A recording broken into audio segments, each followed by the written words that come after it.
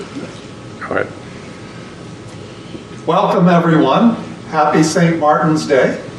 Happy St. This is St. Martin de Porres, not the other St. Martin.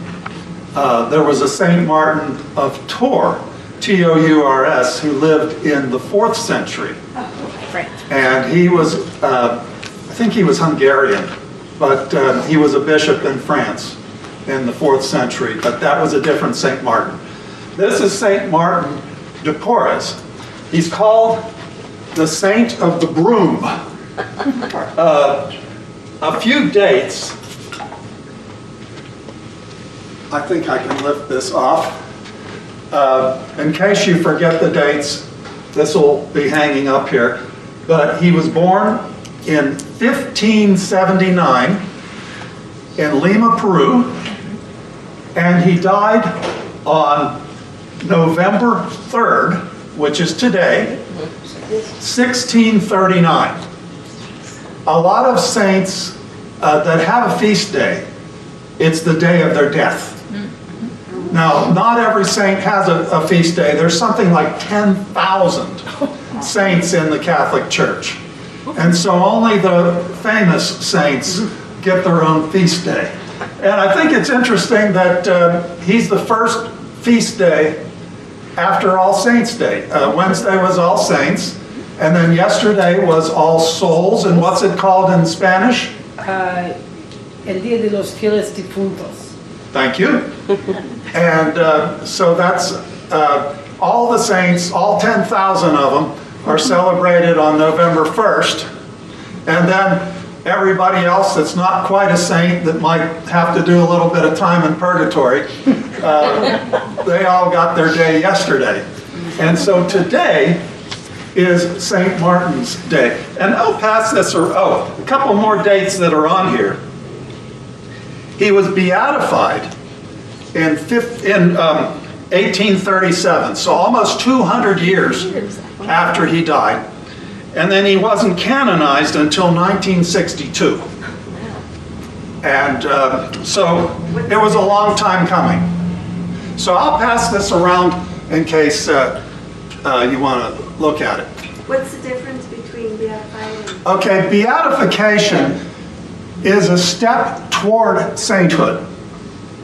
And usually saints are canonized right away.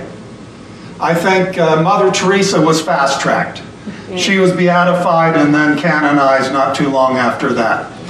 But for some reason, he was not canonized, and it could have been that he was subjected to discrimination.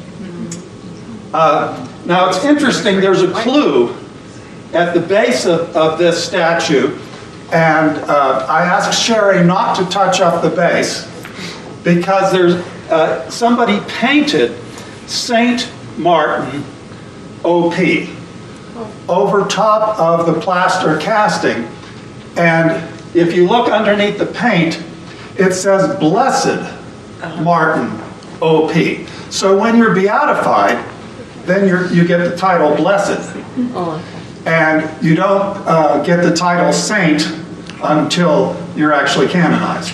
So this statue was made somewhere between 1837 and 1962. And I'm no expert on statues, but I would guess that this statue is at least 100 years old.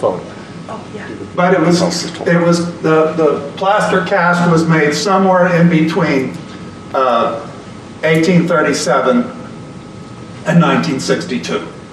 And then somebody just painted Saint over top of Blessed after 1962 when he was canonized.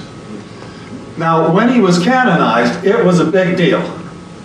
Pope John the 23rd was the Pope who canonized him, and John was considered progressive as far as popes go. He was the one who also got Vatican II in place.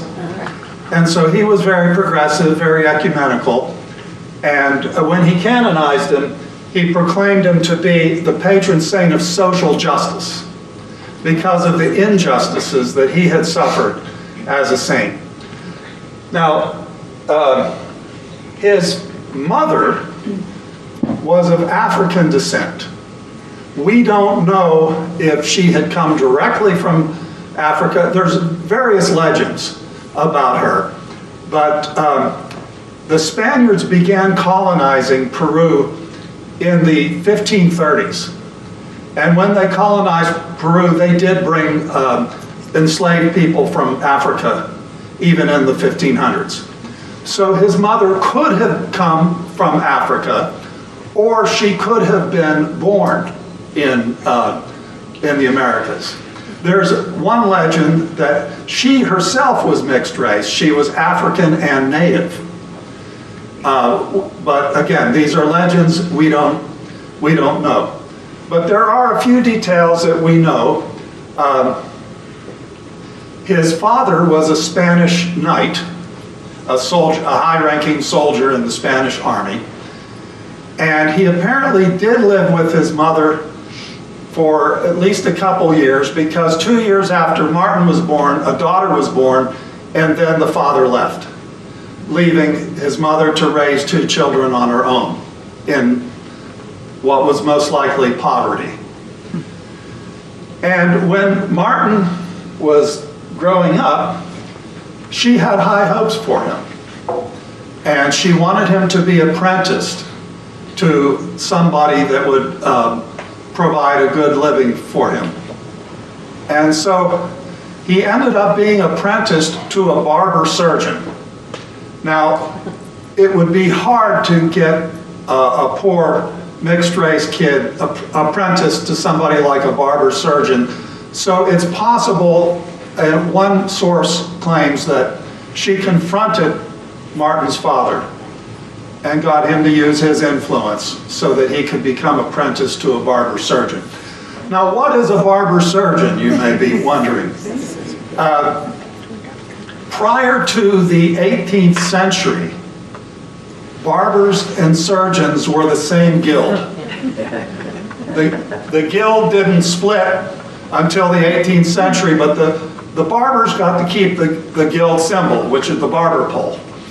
But during the Middle Ages, they discovered that barbers were good with knives. So the barbers were the ones to do the surgeries. Now, some surgeries I'm sure were useful, and then other surgeries, other tasks of a barber surgeon was bloodletting. And that continued right up through the 18th century. I think President Washington had somebody bleed him while he was on his deathbed. Well, that just ensured that he was going to die. But it was thought that bleeding would actually improve your health. And fortunately, medicine has changed, and medicine has gotten better since the 16th century. But back in the 16th century, barber surgeons were the doctors. There were people called doctors that were primarily academic types. They did perhaps compound some pills and debate about why women are hysterical or something like that. But they weren't the hands-on healers. The barber surgeons were the ones that actually tried to help people get better, according to the state of technology of the day. And so Martin actually got a valuable training as a barber surgeon, almost like getting a medical degree. And so he had this valuable gift to offer, and he decided he wanted to join the Dominican order. So he went to the convent and asked to join, and they told him he couldn't join because they had a rule against people of African and native descent being allowed to join monastic orders, religious orders. And so he said, well, then let me be your servant. And that's why he's often depicted with a broom. Some statues have a broom, and then most paintings that you see of Martin show him with a broom. And they also show him with animals at his feet, usually a cat, a dog, and mice, all feeding from the same dish. That he had such a good rapport with animals that the animals didn't try to eat each other when they were around him, apparently. So after 8 years of doing menial labor, chores around the convent, the prior realized that he had a doctor in the house. And so he changed the rule to admit Martin as a full brother. Not all the other monks and friars were happy. There was, racism isn't something new. It was around back then. But he was such a valuable addition to the convent, to the Dominican order. Incidentally, that's what OP stands for. St. Martin OP, Order of Preachers. Like a Jesuit has the letters SJ after their name, Society of Jesus. Dominicans have the letters OP after their name. And you wouldn't know OP stands for Dominican, but it stands for Order of Preachers. They were an order, well, they still exist. There's, Dominicans, it's one of the major orders. But Dominicans were scholars. They studied theology, but they also studied philosophy, going back to Aristotle, and of course, St. Thomas Aquinas. So they were a highly educated order. And so Martin being admitted to this order that had all this power allowed him to be instrumental in starting hospitals. And at least 2 hospitals, and maybe a children's hospital, and even a veterinary hospital were started with Martin's leadership. And so he really made his mark in the 16th and 17th centuries in Peru. Now, after he died, it took another almost 200 years before he was beatified. And after he died, legends just began to spring up all over the place, including miracles. He apparently had the ability to levitate. Bilocation was another one of his miracles. Sometimes I've wished I had that. That's the ability to physically be in 2 different places at once. And of course, miraculous cures. Now, some of these cures could have been grounded in fact, whereas somebody with the training of a barber surgeon, that he actually did improve their health. And the way with medicine today, sometimes it's hit or miss, but, we're thankful when it works. But it's, I'm also thankful that it's gotten a lot better in the last few hundred years. So then he was beatified, and then it took another over 100 years till 1962, when Pope John the 23rd said, hey, this guy really needs to be canonized. It's been a long time coming. And he saw it as a matter of justice that he be canonized, and he emphasized that he was a patron saint of social justice when he canonized him. And in 1962, when it was announced that he was going to be canonized, the Vatican was filled with pilgrims from all over South America. Thousands of people from Peru and other South American countries made a pilgrimage to Rome so that they could witness Martin being canonized. So that's the story of the saint, and I'll pause for questions about the saint or comments. Point the mic towards you, yeah. There, yeah. This way? Yeah. Okay. There you go. Yes? Why is he here? Oh, that's the next part. Okay. Oh, Yeah, okay. that's part 2. Okay. Hold your question. Okay. Yeah, what, is there anything in particular that he did for social justice that led to him being canonized? He was very good at fundraising for the poor, and he also served all people with his hospitals. But he also overcame racism by joining first as a servant and then being made into a full brother. So those were the things that Pope John the 23rd highlighted when he made his speech in 1962 to canonize him.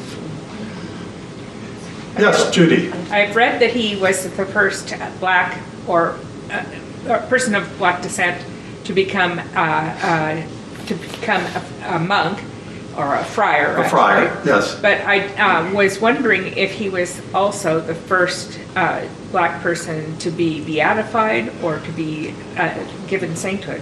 Well, that's a tricky question. In fairly modern times, yes. But in ancient times, most of the leaders of the early church were from North Africa. Okay. When Christianity spread, it left Jerusalem and it traveled, to Asia Minor and places like that. It also traveled to North Africa. So a lot of the early Christian leaders were North African, but there were also some Africans that were further south. Now, in the Bible, there's a story of an Ethiopian who was converted while talking to the deacon Philip. This is in the book of Acts. And legend has it that he went back to Ethiopia and started congregations. So many of the early Christians would have been black. So it wouldn't have been unusual in the first few centuries of Christianity for there to be black church leaders and even saints. But after the Middle Ages, Martin was kind of a pioneer for more modern times, if you want to consider the 1600s modern times. So, are we ready for part 2? Sure. Okay. The first time I saw this statue, it was in the home office of the Reverend Martin Lewis in Cincinnati. Martin Lewis, or Marty as I called him, was a UCC pastor. I moved in the late 80s to northern Kentucky, right across from downtown Cincinnati, to St. John United Church of Christ. And right next door to Bellevue, Kentucky was a town called Dayton, Kentucky. And there was a church called St. Paul United Church of Christ. And Marty was the pastor. And so I got to know Marty.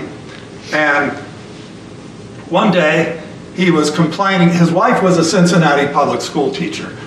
And he was complaining that she had bought this IBM computer. And this is like, 1991 or something. And all it did was blink with the letter C on the screen. And, she paid all this money for it and it didn't seem to do anything. So I said, well, if you want, I can come over and put some Bible programs on it, put a menu system so you won't have to see that C flashing, and maybe put a word processor and some things on it so you can be productive with this computer that you paid for.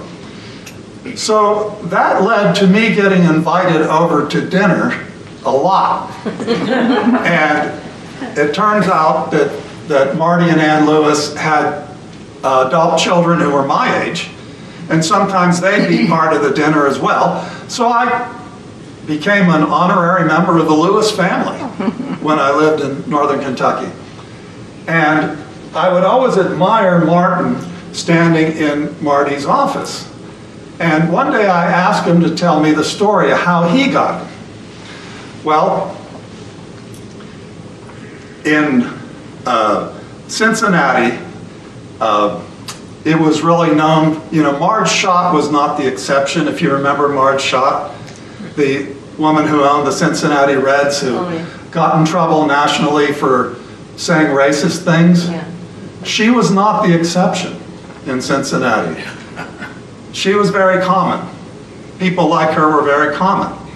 It was a very rigidly, ethnically divided city. And Marty went to a dentist who was very Irish Catholic. In fact, he was so Irish Catholic that if you happened to be one of his patients on March 17th, you didn't get Novocaine. You got Jameson's whiskey. That's how Irish Catholic he was. Well, there's nothing wrong with being Irish Catholic. There's nothing wrong with being proud of your heritage.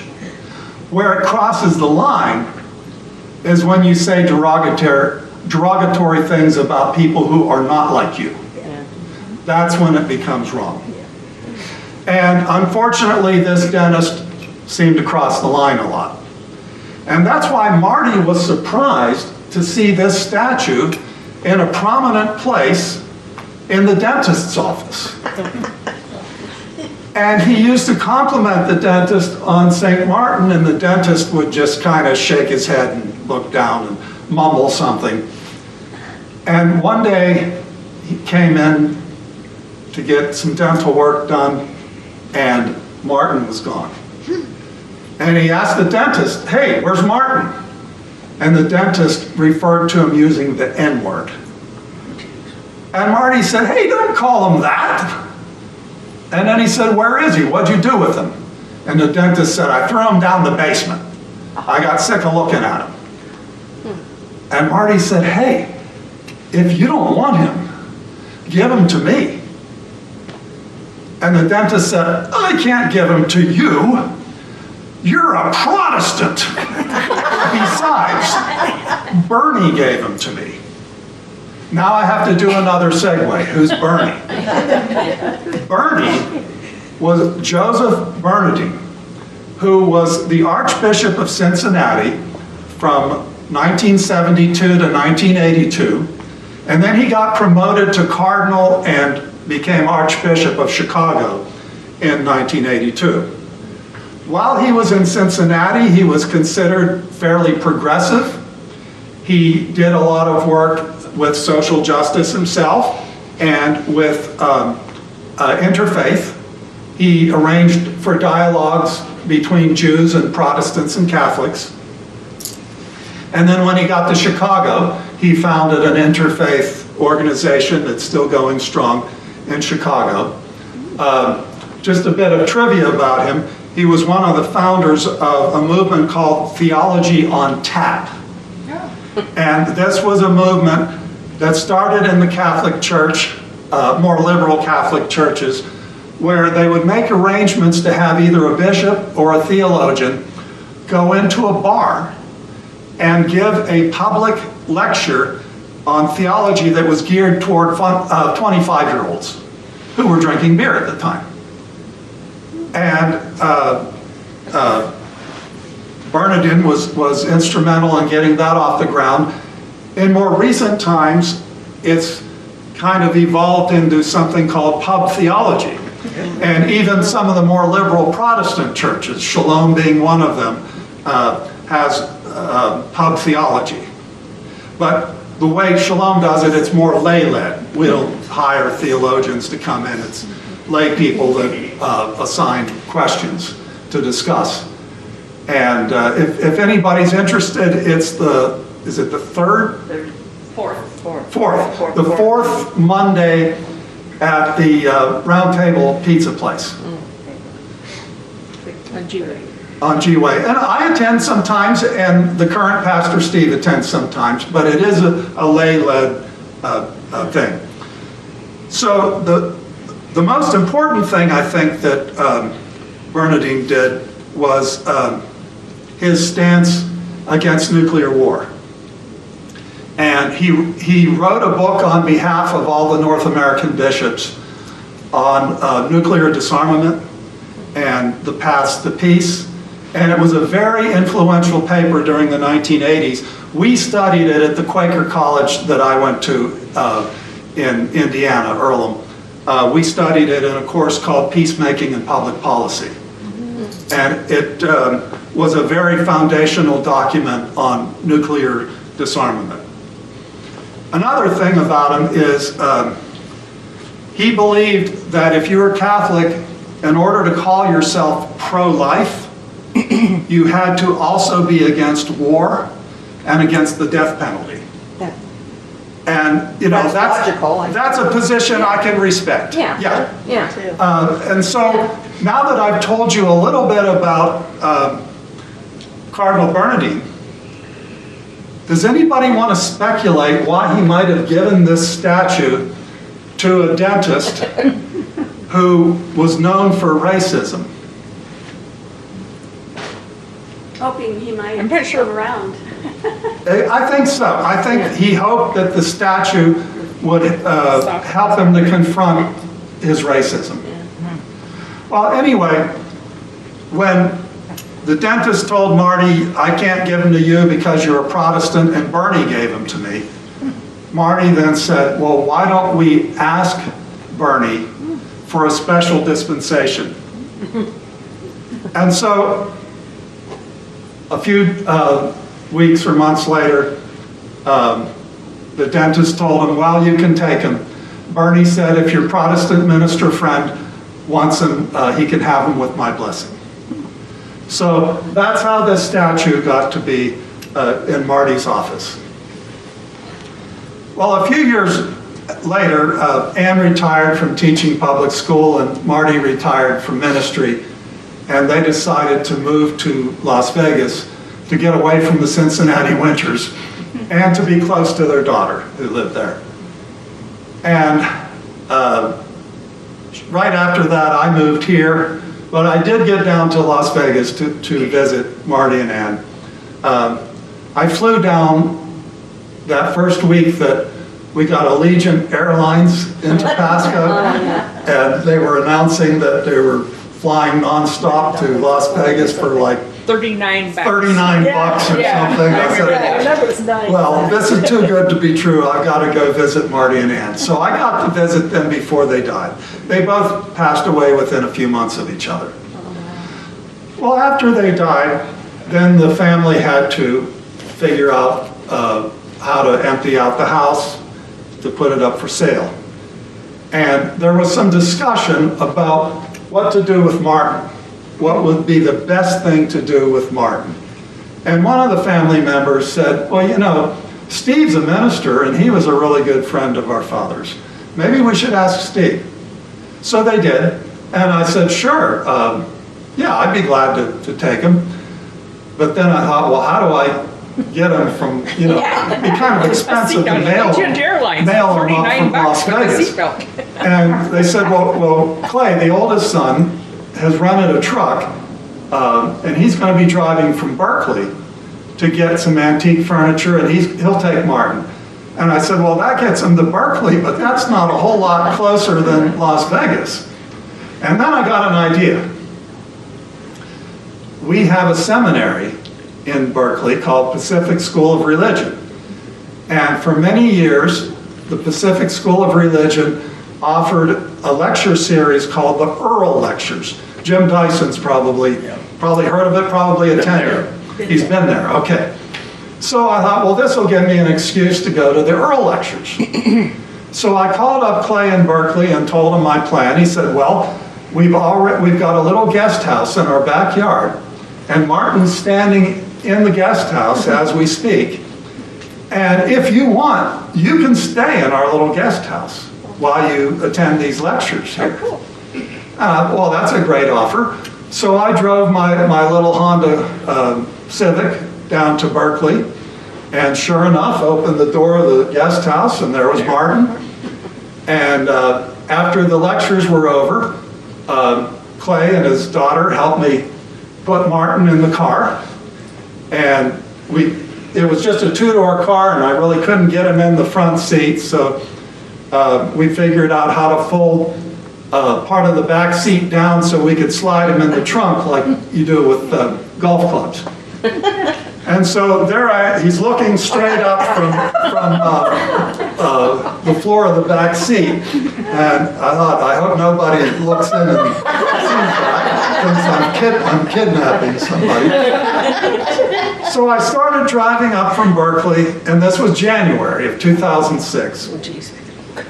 And when I got to Northern California, it started snowing hard. And I had come by way of Bend and Klamath Falls, the shortcut. Yeah. But I thought, I'm just going to stay on I-5. It's got to be better than the I-9 or US 97 would be. And so the snow got deeper. It was really sticking to the highway. But I made it up and over the pass into Oregon without spinning a tire. And I was starting to believe in the powers of St. Martin. So that night I stayed probably Grants Pass or Medford or someplace in southern Oregon.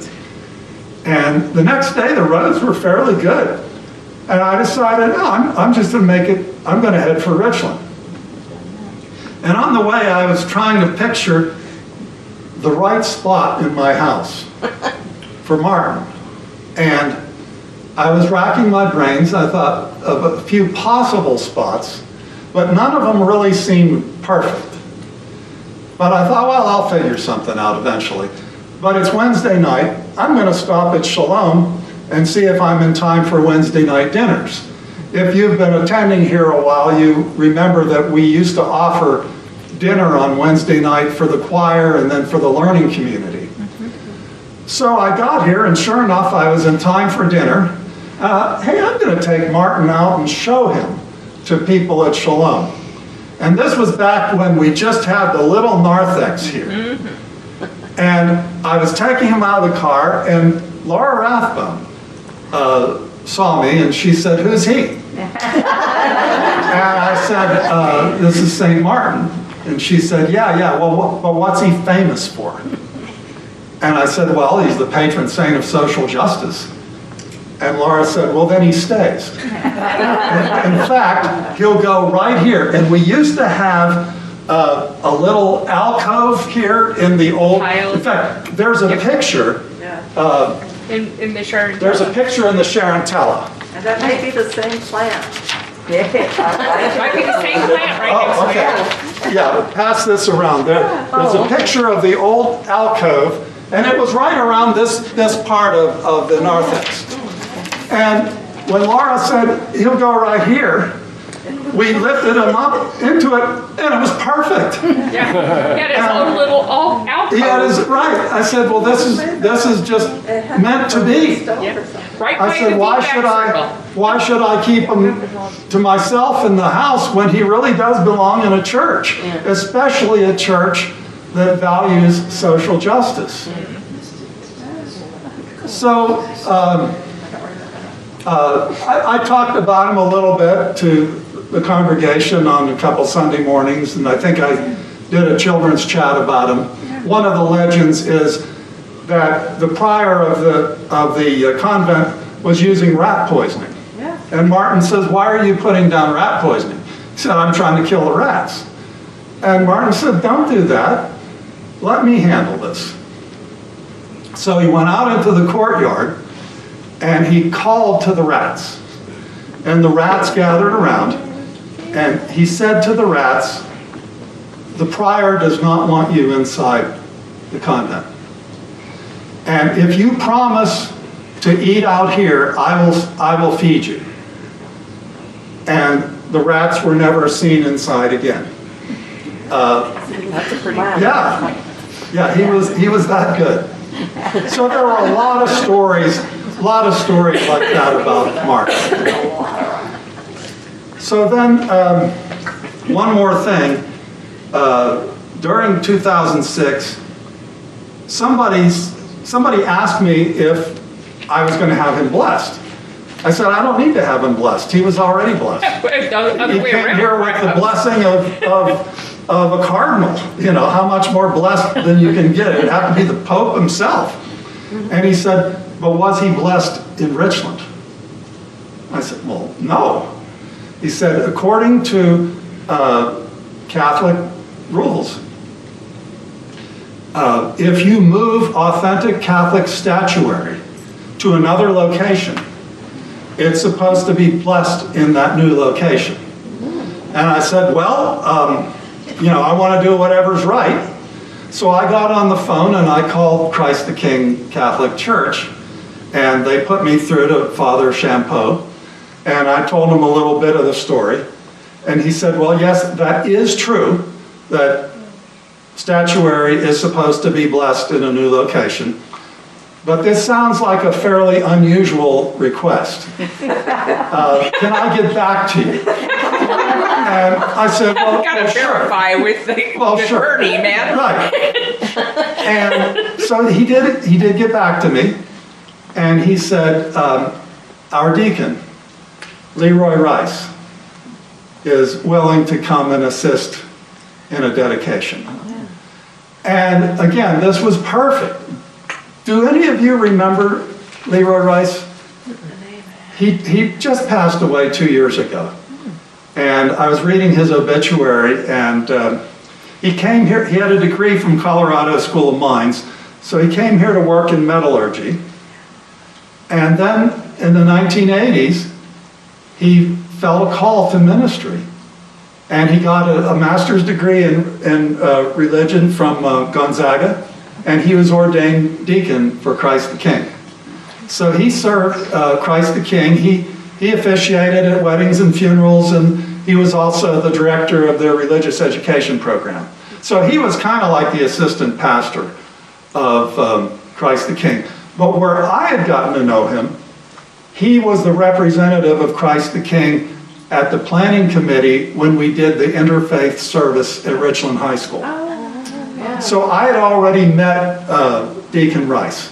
So then I talked to Reg. I said, well, we have evensong services sometimes. Could we do an evensong service on November 3rd? Because that's his day. And so Reg and I planned a service, and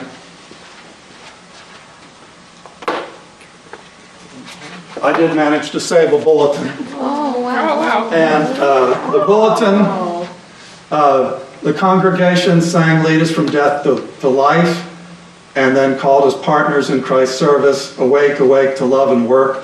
Then the choir sang Ubi Caritas, and then the women of the choir sang a Hildegard von Bingen song, and then we had a chant and candle lighting, and concluded with, won't you let me be your servant? And then we came into the old narthex, and Deacon Rice was there with his wife and with 3 or 4 members of Christ the King Church. So it was truly an ecumenical service. And he brought a frond and some holy water. And he had the appropriate prayers and readings for St. Martin. And then he splashed him with holy water. And then he handed this sprig to everybody else. And so we all took a turn splashing him with holy water. Oh, that's cool. So Martin was in his new home, and it was all legit. He was completely blessed with the blessing of the Catholic Church. But it turns out Martin is not just for the Catholic Church. The Episcopal Church and the Lutheran Church also celebrate November 3rd as St. Martin's Day. Okay. So he belongs to us all. And he belongs to Shalom. You were saying you were surprised to see him here in a Protestant church. And one time, I think we were having a yard sale. And I saw a family that appeared to be Hispanic. And the woman looked at Martin, and she almost shrieked. And she bowed down and crossed herself as if to say, Martin, what are you doing here? I didn't expect to see you, but I'm glad I did. So now, are there any questions about part 2? You want him to stay after your lifetime? Yes, I do. He belongs here. Okay. Yeah, he is, we can add to his patronage that he's the patron saint of Shalom. So, Sherry, do you want to say anything about what was involved in patching up the holes and cracks and touching up the paint? Shoe polish. Okay. Yeah, Because I couldn't get all the the right texture right. shades. Yeah, Yeah. so there's a lot of shoe polish. Okay. And then the plaster was just like a regular mix? There's still some hole, yes, it's just regular mix of plaster and different colors that I found pretty much at home with stuff that I have already. And when we moved him, he's still pretty fragile. Yeah. Actually, I'm worried about the bottom. I think we still need to do something to support the foot. Yeah, that's why I decided we should gather here. I don't want to Yeah. move him around. Yeah. He's been moved around enough. He did leave Shalom for 1 week. Bob Watrous took him to Ensidson for intermediate camp. Oh, Maybe we could build a wooden frame around his base to kind of reinforce that base, do you think? I don't know. I think as long as we don't touch him, he's fine. Okay. Okay, any more questions?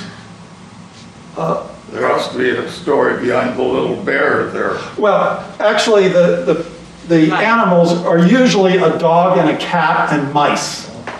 And Laura and I were just looking to see what we had in the nursery, and this is what we found that was in the nursery. So, he loved all of God's critters. He was kind of like the black St. Francis. Okay, thank you.